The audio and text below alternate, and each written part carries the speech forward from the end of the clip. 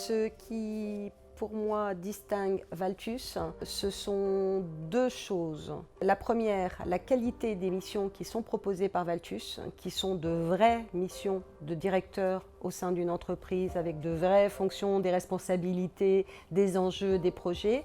La deuxième chose, c'est l'accompagnement, évidemment. Les missions de management de transition avec Valtus sont assez différentes de celles que j'ai pu vivre dans d'autres cadres que celui de Valtus. C'est l'accompagnement. L'associé qui m'accompagne en particulier me connaît très bien. Il sait sur quoi je sais intervenir, sur quoi je peux intervenir et quels sont aussi mes choix.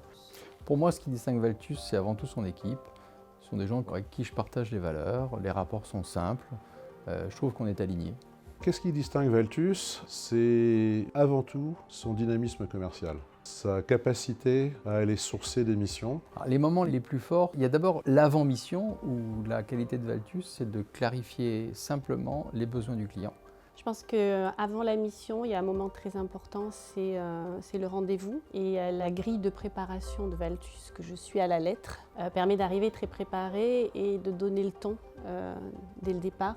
Ensuite, il y a le démarrage de mission avec le guide de bonne pratique que je mets en application. Et c'est vrai que les clients, dès le départ, sont assez bluffés par la rapidité avec laquelle on est opérationnel et efficace en mission. Les autres éléments forts, ce sont ces rendez-vous mensuels qu'on a avec l'associé Valtus, le client chez qui on effectue la mission. Ces moments sont très importants parce qu'on peut à cette occasion ressortir de sa fonction de directeur opérationnel.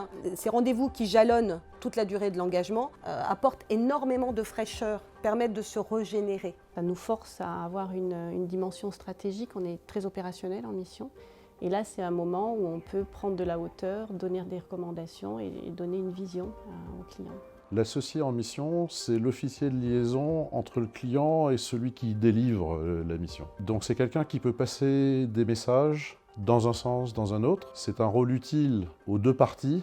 Tout le temps, au cours de la mission, on est assuré d'avoir quelqu'un qui sera là pour nous écouter, pour éventuellement nous conseiller, pour intervenir, le cas échéant. On n'est pas tout seul. C'est particulièrement appréciable dans des situations de crise, de pouvoir compter sur quelqu'un qui, extérieur, nous permet de retrouver la bonne posture et de remettre en place les bonnes actions.